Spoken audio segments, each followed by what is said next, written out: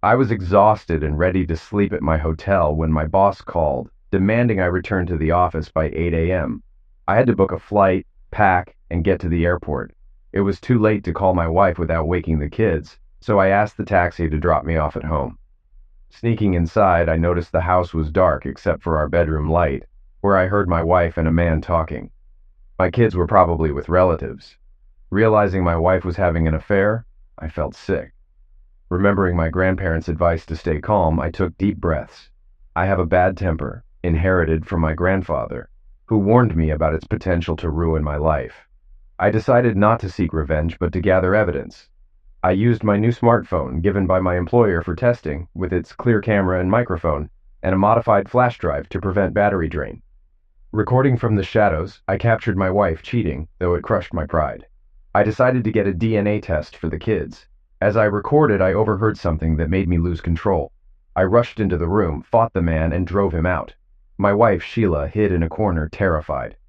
"Come here," I commanded. I was stunned, like watching a movie unfold. Each time the beast took over, I remembered almost nothing afterward. This had only happened 4 times in my life. "Come here," I repeated. She crawled to the corner of the bed near me.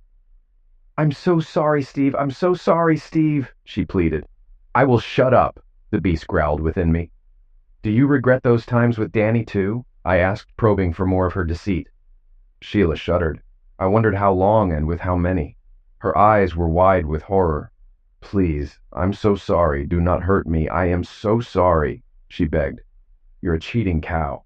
You have desecrated this house, this bedroom, this bed. You betrayed your husband and your children," I declared, letting the beast's rage flow. She looked even worse, eyes wide, teeth chattering, face pale. The beast was shocked. Mentally, I patted him on the back. Strangely, it felt like he patted me back, as if he'd always protect me. "You will pack your things and leave by noon. Take all the bedroom furniture, especially this bed. Leave my things neatly on the floor. Respect my things. Understand?" I demanded. "How will I do all this?" she asked, her voice shaking. "I don't care. Maybe ask your crazy brothers I lent money to." "By noon," the beast roared through me. "Yes, by noon. I understand," she whispered in defeat. Sheila shook and covered her head. The beast took control, grabbed my bags, and headed to the car. I noticed Mark was gone. The beast tossed my bags into the trunk and put me in the driver's seat. Regaining control, I saw in the mirror my nose was broken, ruining my looks. I drove to the hospital. The doctors found I had a broken nose, 2 broken ribs, a possible concussion, and several bruises and puncture wounds. They wanted to admit me, but I refused since I had to be at work in 2 hours. The police were called. I told them I was the sufferer, but couldn't remember much. I insisted I was seriously injured, and the other party was fine since I didn't see Mark in the emergency room. They tested me and I was clean. As a local and employee of a major company, they let me go. One officer's sister worked at my company. I explained I was urgently called back to work. Given the economy, they didn't want to damage a big employer without cause. They trusted me, and I left. At work, I went to my boss's office. Audrey Hammer, the VP, had a full bathroom there. I showered and went to bed, still not feeling any pain. I arrived at the office and saw Steve's car. As our best troubleshooter, he was underpaid and undervalued. I wanted to change that, but it meant dealing with my older brothers who co-owned the company. Steve wasn't at his desk. I hoped he made coffee and went to my office, finding his luggage and him asleep on my couch. I admired his looks. He's one of the most handsome men I know. Unlike me, prematurely graying and looking older than my age, Steve is oblivious to his charm. I approached the sofa and gasped. His face was bruised purple and black, with a metal splint on his nose. I touched his shoulder and his eyes opened. Initially scary, but then gentle as usual. "Steve, what happened to you?" I asked. "Let's just say I came home to surprise my wife, but she surprised me more." "Know any good divorce lawyers?" Steve replied. "Yes, Heather Alexander. She was my college roommate and owes me a favor." Audrey called Heather. "Morning, Heather. I need your help for a friend who needs a divorce lawyer. Can you see him this morning?" "Thanks. See you soon." Turning to Steve, she said, "She'll make time for you. Now, what happened?" "Audrey, we have a lot of work today. How about you sit with me while I talk to Heather so I don't have to repeat myself?" Steve suggested. "Okay, Steve. But I want the full story," Audrey agreed. Steve was the best assistant I could hope for, making this job bearable. Audrey and I worked for an hour fixing her brother's mess. The company would be twice as successful without them. Heather arrived, and I told my story, omitting details about the beast. I claimed I blacked out with rage and showed them the video. Mark asked Sheila, "Am I more important than your children?" Sheila replied, "I'm yours. I don't care about them." Heather and Audrey were shocked. I growled, "Heather, I want full custody of my kids, even if it means sacrificing our assets. I don't want to pay child support. My kids are with their parents, and I want to pick them up. Steve, I'll do my best, but even with this evidence, full custody is tough. Your wife might claim she spoke in the heat of the moment. I'll draft preliminary documents. Give my card to your wife and have her lawyer contact me. Stay calm and avoid more mistakes. Understand?" Heather looked serious. "I'm sorry, Heather. I lost control. I'll stay calm. Thanks for representing me." "Audrey says you're the best," Steve said. Audrey and Heather exchanged a few words in private before Heather left. We'd been working together for a couple of hours when I suddenly got extremely nervous. I realized the beast was anxious about Sheila leaving my house by noon. I wanted to let her stay, but the beast had other plans and seemed out of control. Oh no. "Audrey, I have a personal matter to handle. It should only take an hour or two. I'm sorry, but can I leave? I'll be back as soon as I can," Steve requested. "No problem, Steve. You've been a great help. Just come back quickly," Audrey replied. I ran to my car, worried the beast might take over again. When I arrived home, there was a rental truck and Sheila's brothers moving the mattress. 2 police cars and 3 officers were also there. I grabbed my laptop and approached the police. "Officers, I have a recording to show you about last night. May I?" I asked. "Are you Steve Blaine, Sheila's husband?" the police sergeant asked firmly. "Yes, I am, Sergeant. I'll answer all your questions." "Could you please watch this recording?" They seemed ready to cuff me, but the sergeant had compassionate eyes despite her tough demeanor. "Okay, Mr. Blaine, we'll watch it, but stay where you are," she ordered. "You have my word, Sergeant," I promised. I started the recording and turned up the volume. Even some neighbors watched. When Sheila's voice said, "I don't give a damn about them," Sheila dropped the box she was carrying. We all looked over as she picked up her things. I noticed a bag of white powder fall out of the box. "I saw something suspicious, Sergeant," I said. She saw it too, and ran towards Sheila, calling for backup. I remembered a scene in the recording and zoomed in on a small mirror with white powder streaks on the bedside table. I showed this to an officer who called the sergeant over. She then handcuffed Sheila, who cried and sobbed. Her brothers watched in shock. The sergeant ordered them to finish their work as 2 officers took Sheila away. "Sergeant, what just happened?" I asked. "Your wife was arrested for possession of prohibited substances. It's powder. We'll test it to confirm," the sergeant explained. "What about my children? When can I see them?" I asked, looking frantic. "Where are they?" she asked, concerned. "Probably at my wife's parents' house about 5 miles from here. These are your children. Your wife is in custody. If I were you, I'd go get them," she advised. "Of course I need to pick them up. I love them. But what if there are problems? I don't want an ugly scene in front of my kids," I worried. The sergeant's worried look cleared, and she seemed relieved. "I'll stay here until they finish, and then follow you to your relatives. There will be no violence, but I need a full statement of your injuries." "Okay. I came home to find my wife with Mark Grossberg. I recorded it for proof. When my wife said something terrible about our kids, I blacked out. The next thing I knew, I was yelling at her to leave by noon. I went to the hospital after that. I don't know how I got injured, or if I hurt Mark." I handed her my hospital documents listing my injuries. She whistled. "Does anything hurt?" she asked. "Strangely, no. I know the pain will start eventually, and I'm not looking forward to it." "By the way, you have the most beautiful eyes," I replied. Feeling dizzy, I leaned against her patrol car. "Maybe I should take you to the hospital," she suggested. "I'm just tired and only slept for 2 hours. I need to pick up my kids and get back to work. We have a daycare at work, so it'll be fine," I explained. "Okay, but I'll take you to your wife's parents," she said. "Whatever you say." My soon-to-be ex-brothers-in-law were finally done. I locked the house and got into the patrol car. During the drive, the sergeant offered some advice.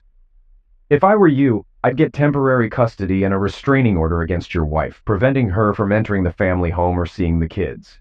Right now, while she's in jail, you have control. Use this time wisely," she advised. "I will," I said. I called Heather, explained the situation, and shared the sergeant's advice. She assured me she'd handle everything by 11 tomorrow. I started calling the sergeant by her first name, Rosemary, and even flirted a bit. She gave me some strange but not hostile looks.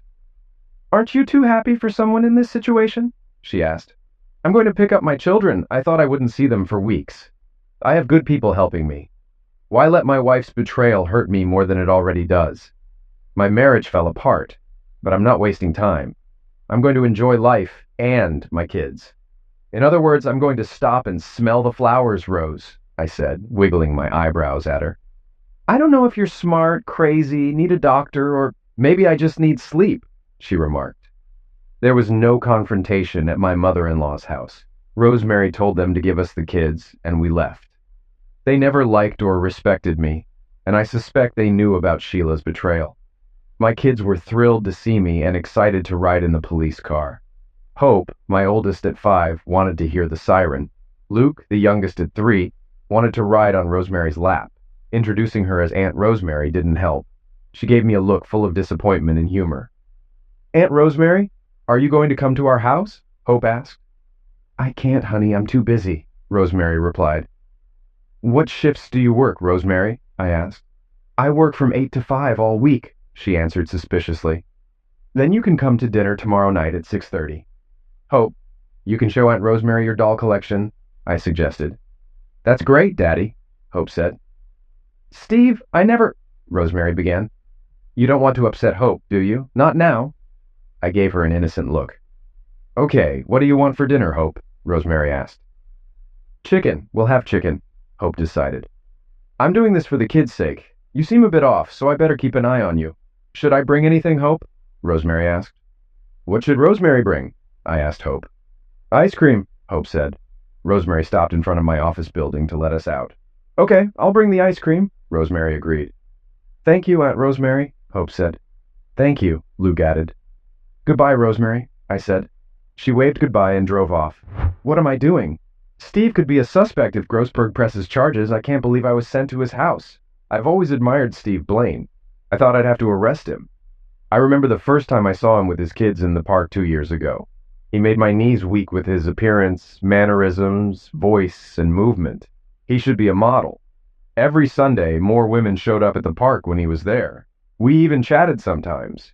Did you see him last weekend? He did the sweetest thing. I took pictures of landscapes, which of course included Steve, and now I was called to arrest him. Thank God things turned out differently.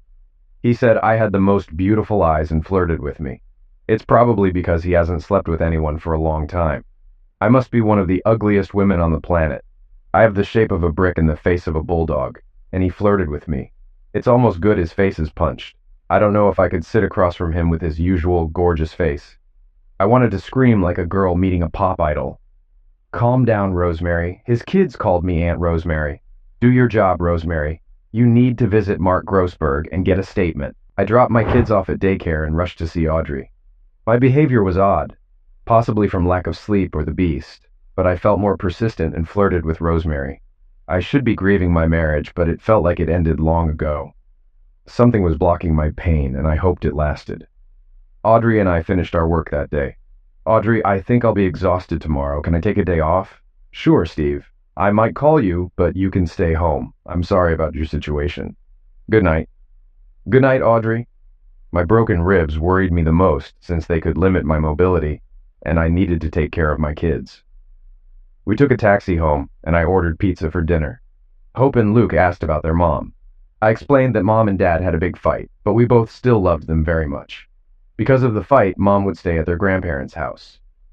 "It's okay, Daddy, as long as you stay with us. We're tired of staying at our grandparents' house." Both kids hugged me tightly.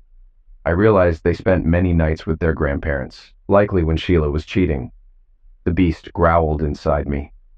That night I found an emergency nanny service and arranged for someone to come at 7 a.m. I hid the key under the doormat, anticipating my lack of sleep and pain might make it hard to get up.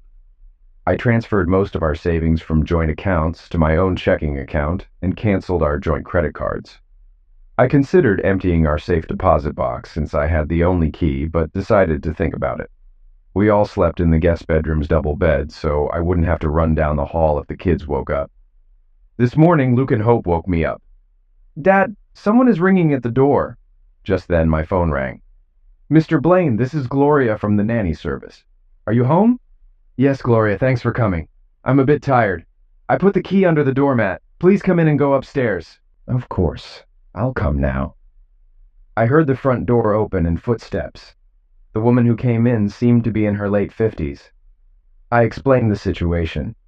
She needed to get Hope ready and take her to daycare, then look after Luke for the rest of the evening. She quickly got to work and was very warm towards the children. I rested for the day. A messenger from Heather's office delivered the temporary custody order and restraining order. Heather called to say that my wife had been served with divorce papers while she was in jail. She expected Sheila to be released that evening. Between the controlled substance charge and the record, I now had a great chance of getting full custody. While Gloria went to pick up Hope from daycare, I stopped by the bank, bought a new safe deposit box, and moved most of the contents from the old one to the new one. I only left Sheila's things in the old box at the bank across the street. I opened a new checking and savings account in my name only.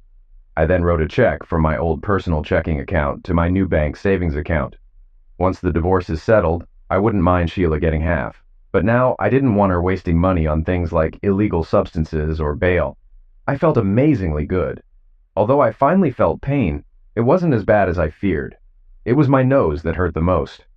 I decided to buy some chicken from the grocery store and cook it tonight. Gloria left at 5, and to play it safe, I asked her to come tomorrow. Rosemary arrived quickly. We had a wonderful dinner. Hope asked to see Rosemary's weapon, and Rosemary carefully explained how dangerous real weapons were. I must have looked terrible to Rosemary because she kept asking about my condition. I was bad. I decided to get all the attention I could from Rosemary. She agreed to sit with us and watch a children's movie. Then I persuaded her to buy children. Then I pretended to be dizzy and asked her to sit with me during another movie. I said that I would be more comfortable if she stayed while I was so dizzy. Just in case. Keep that in mind. Oh my God, I'm sweating. I've always wondered what the hell is sweat. During the second film, she told me how she interrogated Mark Grossberg. She made me promise not to tell anyone what she said. She found Mark living in a hotel in a nearby town. He was absolutely terrified of me. He said I forced him into the bathroom and attacked him without warning. Rosemary then showed him the film and the part where he apparently throws himself off the bed towards me in the camera. She then listed all my injuries and compared them to his cuts and bruises. She told him that she would be happy to press charges against me, but warned him that I might reciprocate. And if I had done this, he could very well have served time in prison. Mark decided not to press charges. I told her that since I didn't really remember what happened, I wouldn't press charges, although I would have to remember to send Mark's wife a copy of my film. Rosemary left at 11, and I went back to bed with the children. As time passed, I refused all communication with Sheila. I made her talk to my lawyer. My ribs healed in a little over 3 weeks, but my nose still hurt. I redecorated my bedroom with new paint, crown molding, and new curtains. I was finally able to buy a bedroom set that I liked. It was a massive 4-poster bed with matching furniture. Everything was made of heavy dark wood. I liked it. I tricked Rosemary into spending many evenings at my house. I haven't hit on her yet, but I was planning on doing so. I had to wait for my nose to heal. Damn, that thing hurt. Everything was going well at work. I had to spend a few nights away from home, but I was able to hire Gloria for that time. Audrey did everything she could to reduce my trips out of town. Finally, the doctor told me that my nose was fine. I pretended to be dizzy again and tricked Rosemary into staying out late during the movie. I went and got each of us a bowl of ice cream. When I returned, instead of sitting in my chair, I sat next to her on the sofa, also kind of close. We ate ice cream in silence while watching a movie. I gave her time to relax. Then I pulled her closer. She looked at me. "What are you doing today?" she asked. "The doctor said my nose is completely healed, so I don't have to worry about hurting it. That's why I'm making a pass at you now. Is that clear enough?" I replied. "Why do you want to kiss me? I'm ugly. I'm absolutely ugly," she said. I put my finger to her lips to stop her. "You're a healthy young woman my age with wonderful eyes, a lovely voice, and a fantastic personality. You take good care of yourself and stay in shape. I like you. Can we kiss now?" I asked. "But," she started, but I kissed her. We had a great time that night and never finished the movie. Unfortunately, the night ended as usual, but she agreed to come over tomorrow. I couldn't believe it. The hottest man in town wanted to see me again. I've only kissed one other guy who was old, ugly, and drunk. Things were going well with Rosemary. I mentioned that Gloria sometimes took the kids overnight, and then asked Rosemary if she was free on Saturday evening. She said yes and wanted to show me her apartment. Rosemary greeted me at the door in a dark blouse and black trousers. "Why do women always wear dark colors? What's wrong with bright, happy colors?" I asked. I gave her a bouquet of long-stemmed roses and a box of chocolates. She blushed, her eyes lighting up. I kissed her. It's been almost 2 months since I've had lovemaking, and I had an idea. "What did you cook for dinner?" I inquired. "Lasagna in the oven," she answered. "Can you turn it off?" I asked. "Yes, please do," she responded. "But," she began, but I interrupted her. "Sorry, Rosemary, but I'm just too impatient," I said. We made love. Afterwards, I lay next to her and kissed her tenderly. She kissed me back, closed her eyes, and fell asleep. The lasagna was almost ruined, but still edible. I ate 2.5 large pieces, along with garlic bread, to regain my strength. She ate almost 2 pieces. Then it hit me. I'm sitting here with a gorgeous, undressed man in my kitchen. What a happy day. The lovemaking was better than I could have hoped for my first time. After eating and brushing our teeth, we cuddled on the couch and watched TV. I felt proud. Ugly old Rosemary Hoover Watkins had driven a gorgeous guy crazy. The phone rang nonstop for 15 minutes. It was my neighbor and friend Beth screaming in my ear. "Rosemary, are you okay? We're all outside your door ready to break it down, but we decided to wait since you're a cop," Beth said. "Honey, everything is fine." I pressed against Steve's chest. "I have a friend visiting. So sorry if we disturb you tonight," I replied. "Is it that gorgeous guy from yesterday?" she asked. "Yes, indeed it is." Steve leaned over and kissed me. Outside, I heard laughter, cheers, and whistles. Most of my neighbors were single women, and I made friends with them. As a policewoman, I protect and serve well.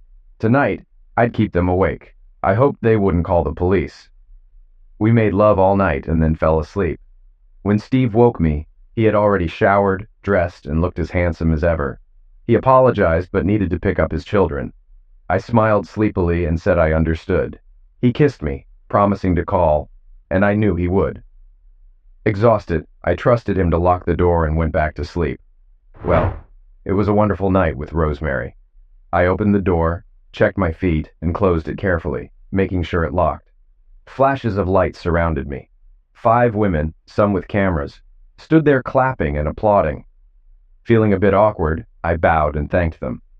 Then they all extended their right hands like queens. I walked down the hallway humming an old Irish tune my grandfather taught me and heard them sigh behind me. The next few months were pleasant. I didn't spend many nights with Rosemary because of Hope and Luke, but the ones I did were wonderful.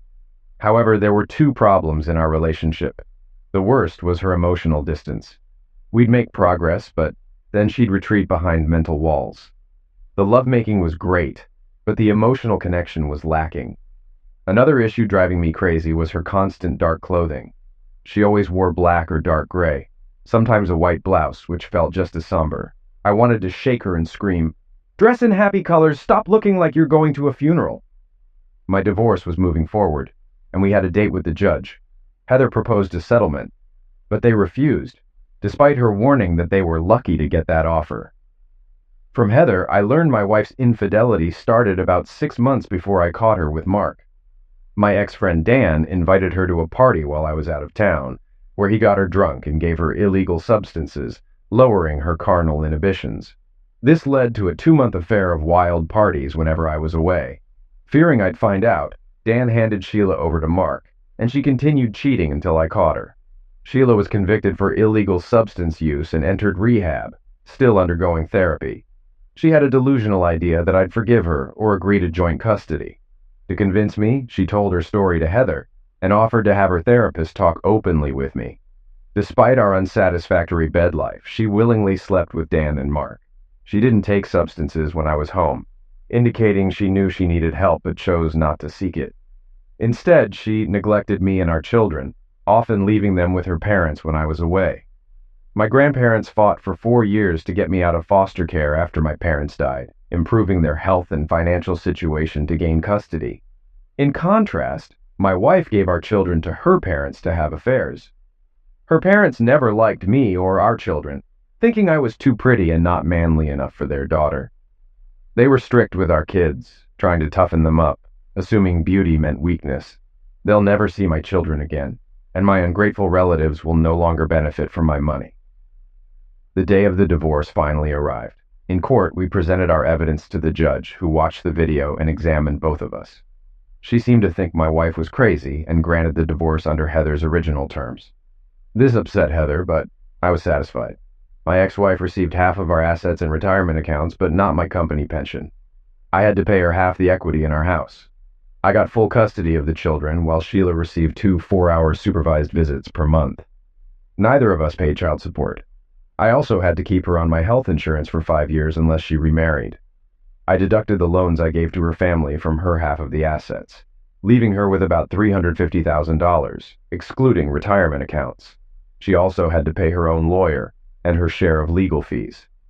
Heather didn't charge me for her services, saying she owed Audrey for all the good things she'd done for her, and knew I had supported Audrey for years. Mark Grossberg left the state, and his wife filed for divorce. Dan, my ex-friend, moved across town and changed offices. When he sees me, he avoids me. Shortly after the divorce, Rosemary left me, wanting to remain friends but not seeing a romantic future. I was sad, but noticed she always held back emotionally. A couple of weeks later, she told me she met a local FBI agent. I wished her well, but we still met for lunches and occasional dinners. About a month after Rosemary and I separated, I was putting the kids to bed when I heard strange noises at the front door, whimpering and scratching. Thinking it was a lost dog, I opened the door to find Sheila leaning against the screen door, crying and scratching it with one hand. She had no coat or shoes, and it was around 1 in the morning. I carefully opened the screen door and carried her inside. She was unresponsive, and I hoped it wasn't due to illegal substances. Instead of calling the police, I decided she needed warmth. I ran a hot bath, undressed her, and put her in it, remembering her preferred temperature. She used to love soaking in the bath for hours, so I set it up as she liked. I even set up the swing-arm LCD TV with one of her old DVDs, I Love Lucy, which she used to watch when she was down. I made her a strawberry smoothie and brought a bottle of water. When I returned, I gave her a straw and told her to drink. She looked like she hadn't eaten in days, so I made her a grilled cheese sandwich and chips. She ate everything and drank the smoothie, but didn't say a word. She stayed in the bath for almost 2 hours, probably fearing I would throw her out. Finally, I brought her one of my robes. I firmly told her to stand and put on a bathrobe. Then I carried her to the guest bedroom and laid her on the bed. I brought her more Lucy DVDs and another bottle of water, telling her to relax and watch some shows. We talk in the morning. It was good that tomorrow was Saturday. I took her clothes to the laundromat and washed them. Then I fell asleep, wondering what was going on. In the morning, I decided to have the kids wake up Sheila. At 9, I took them to her room, telling them I had a surprise. They were excited to see their mother. Hope stood by the bed while Luke climbed on top of her. Sheila woke up to their cries of, "Mommy, Mommy." She held them close, expressing her love as if she hadn't seen them in years, despite recent supervised visits. They kissed, hugged, and tickled each other. It was sweet, but I couldn't forget her betrayal. Eventually, they calmed down and Sheila offered to cook them breakfast. They eagerly agreed, and she looked at me for permission. I nodded. I decided to give her more time with the kids, knowing they would soon want to watch TV or play a game. When they did, I sat down with Sheila at the kitchen table to talk.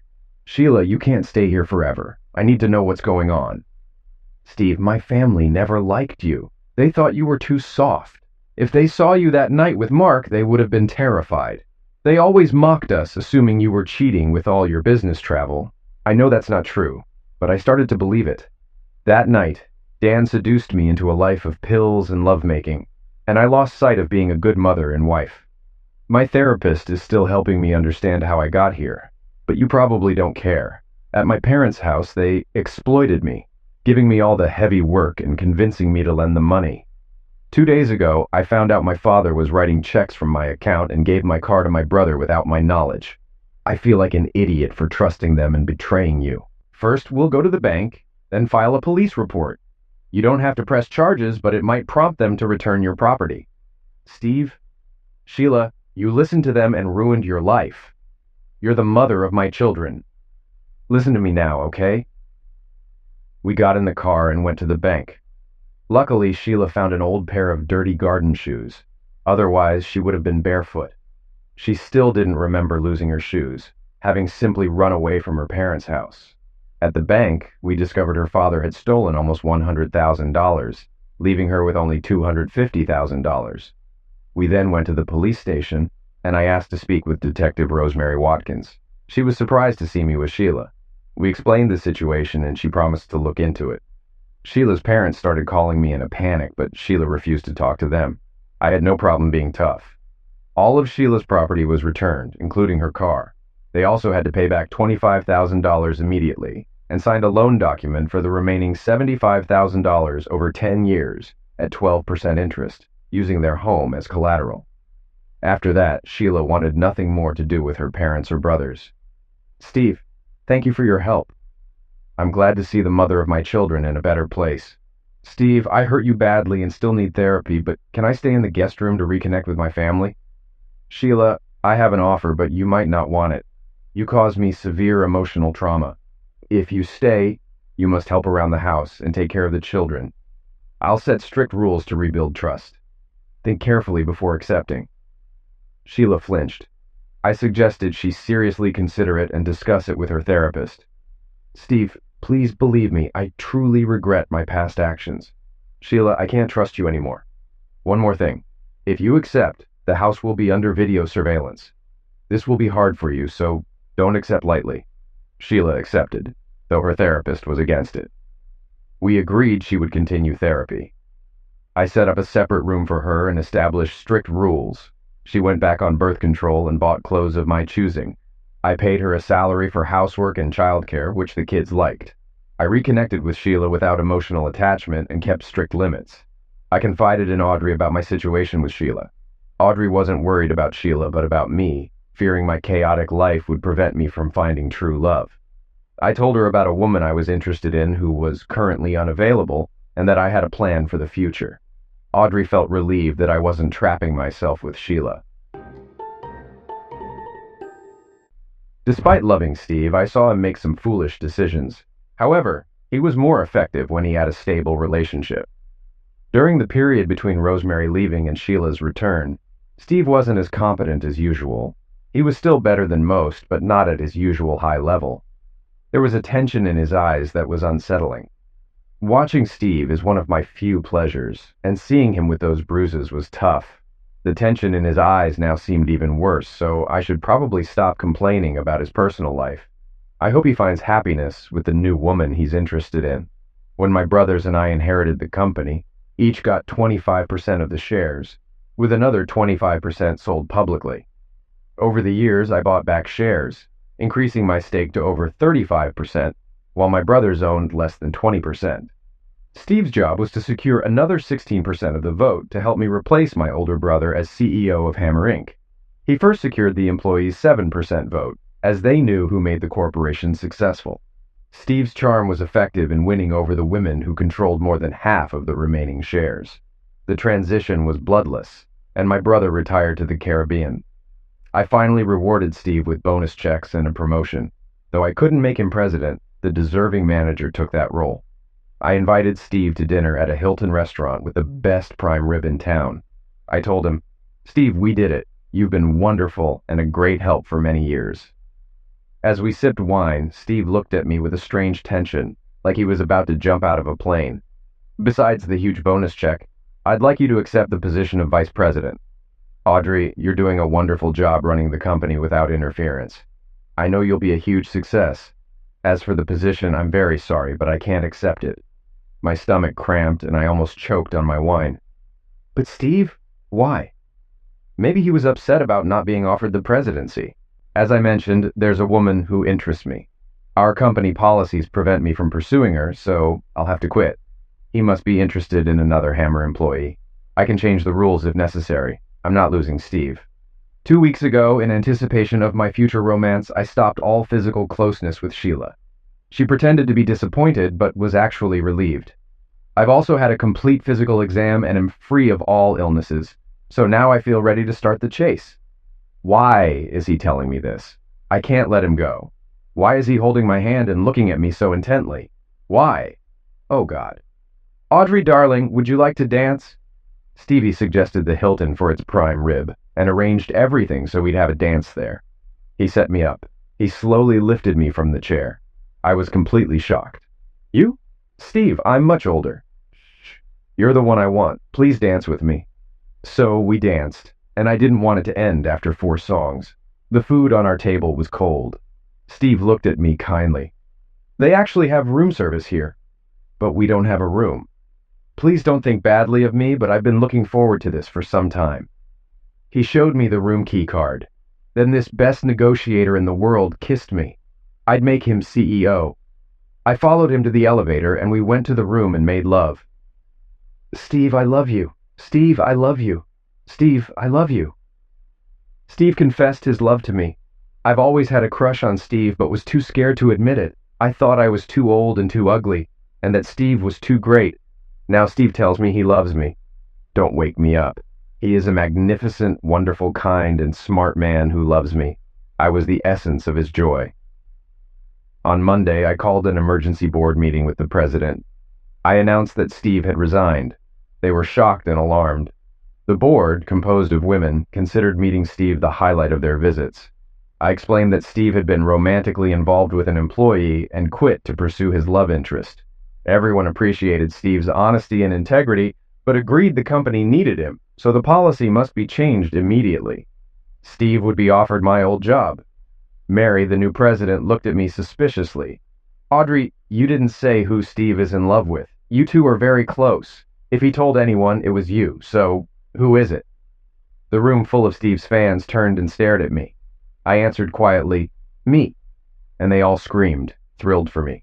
For 3 months, Steve and I made love whenever we could. He was wearing me out with his high drive and stamina, but I was determined to take care of him. He admitted that since catching his wife cheating, he had become a carnal beast. I needed to keep up. He was my man, and I would take care of him. We were discussing marriage when the pregnancy test showed a positive result.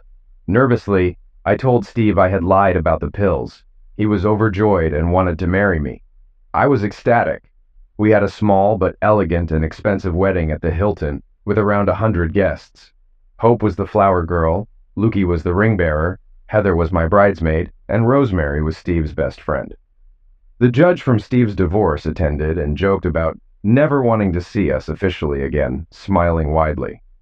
I bought the family estate from my brother when he retired, and Steve's entire family, including Sheila, moved in after the wedding. I allowed Sheila to stay because I didn't want Hope and Luke to feel deprived of their mother. Sheila continued working as a maid, nanny, and mother, but with a big pay raise. She still wore the colorful clothes Steve insisted on. I also changed my wardrobe to bright colors, which made me feel more carefree. Sheila's longing looks at Steve were heartbreaking, but he refused to believe she loved him. At 4 months pregnant, I struggled to take care of Steve, and even before showing, I was already falling behind. The tension returned to Steve's eyes, and he wasn't in the best shape. It seemed like it wouldn't take long to upset him. I had a radical idea. I needed a striker, and I had an obvious substitute in the dugout. Steve's love for me was unwavering. I talked to Sheila and came up with the idea of Steve filling in for me while I'm busy with pregnancy and childbirth. To say she was enthusiastic would be an understatement. I warned her that I had to talk to Steve about it first. Steve felt terrible, heartbroken that he couldn't control his desires. He felt like a failure as a husband. The man was crying, and I'd never seen him cry before. I cried with him. I told him how I felt like such a failure for not being able to take care of my man. He made me promise that I would still love him if he took advantage of Sheila. He also made me promise that I would have complete control over his inner beast. In the 7th month of my pregnancy, Rosemary came to us in tears. Over the past year, Rosemary had become a close friend. She collapsed into my arms. Who had hurt this tough cop? She didn't want to talk to Steve, but she decided to trust me. It turns out her loving boyfriend was not what he seemed. To her horror, she agreed to some of his wishes before regaining her pride. In retaliation, he exposed her behavior to his superiors, ruining her professional reputation. I knew what to do. I called Heather and gave her Rosemary's ex-boyfriend's name and told her what needed to be done. As for Rosemary, I had been thinking for a while that my corporation should have a corporate security department. I would hire her as its new leader and have her create it. 2 problems solved in one go. I liked it. Heather sued this stupid joker for everything he owned or would own for the next 20 years. He was out of work within 6 weeks. Rosemary was doing well in her new job, but she was emotionally depressed at home. I persuaded her to move in with us. She had such a melancholic look when she saw Steve. Finally, I asked her why she left him. She said she didn't feel worthy of him. What nonsense. 8 months into my pregnancy, and Steve hasn't experienced any real love in 3 months. Sure, he had a physical relationship with Sheila, but it wasn't love, and he needed love. I discussed this with Rosemary. She was skeptical and worried it would damage my marriage. I've known Steve for almost 8 years. I trusted him. He was honest and didn't lie. I turned the switch. If I thought things were getting out of control, I would tell him to stop, and he would stop. Simple as that. Then I talked to Steve, and he was even more concerned than Rosemary. It took a lot of persuasion, but in the end, I convinced him. Can you imagine a wife having to persuade her husband to sleep with someone else? Steve also worried that I might want to sleep with someone else someday. He wasn't going to do this. I told him that would never happen. He is exactly the man I need. So Rosemary joined Steve's harem. The change in her was amazing. I encouraged her to change her taste in clothes. She switched to bright colors and even wore a dress around the house. This made Steve happy. And when Steve is happy, he makes me and everyone else happy. God, I'm a happy woman. I thought I would be a childless old maid. Now I have a baby on the way, 2 stepchildren, a great husband, and maybe a couple of sisters instead of those useless brothers. A year later, Steve was furious. His life was completely out of control. He loved it, but felt so guilty about it. Between Audrey and the Beast, it seemed like he had little to say about his personal life. The Beast loved Audrey. He needed someone to talk to, get advice from, and take back control. Steve's mind was still in turmoil over the change. His heart was opening up to Sheila again, and he was so afraid of it. Because of the Beast, Steve had difficulty getting outside help.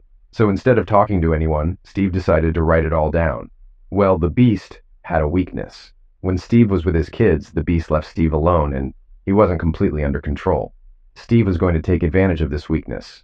Another day, another dollar, I thought with annoyance. I must be the unluckiest psychiatrist in the country. I have 2 meetings today. The guy who called a while ago seemed crazy. I hope I can help him. It was time to get back to earning money. I opened my latest romance novel. My publisher wanted it written in 2 weeks, and I had 30,000 words left. The phone rang, startling me. Janice, my secretary, said my 2 o'clock was here. She seemed more than a little out of breath. I was forced to get up from my office chair. The man who entered was carrying a child in his arms, but he was absolutely great. I wanted him to be on the cover of my next novel. I tried to put a professional expression on my face again. Come on, Margaret, wipe the drool off your face and pay attention. Dr. Huff, I'm Steve Blaine, and this is my daughter, Victoria. I walked around my desk to coo at the baby. Not many people let me play with other children. He looked down at her with such love and tenderness. This man seemed perfect. Why could he be here? What can I do for you, Mr. Blaine? Please call me Steve. I have an unusual problem. I don't know if I have a split personality or not. I wrote a diary or a story of my life, if you will. It will probably take you some time to read it. Of course, charge me for this time, but please read this, and maybe we can meet at the same time next week. He looked at me with such despair. Hell, I'd give him my kidney if he asked. Of course, Steve, it will be fine. Same time next week? Over the course of a week, I read Steve's story. In fact, I read it at least 5 times and also looked at the photographs he included with the diary. Nowhere in this story did he describe the women in his life as less beautiful. I looked at one photo that was actually one of those family Christmas cards that people make that I would never have had the chance to take. It showed Steve sitting with 3 women, 2 children, and 1 infant, probably Victoria. They were depicted sitting on or next to a sofa. To his left sat an elderly woman, rather plain-looking, with Victoria in her arms. To his right was a woman who was completely unattractive and clearly pregnant. On the floor at his feet sat a woman in a pink maid uniform. She was also somewhat plain-looking. She was pregnant and had 2 children with her. I couldn't believe this picture. For many nights in a row, I hung this photo on the mirror in my bedroom, I looked at her and looked at my face.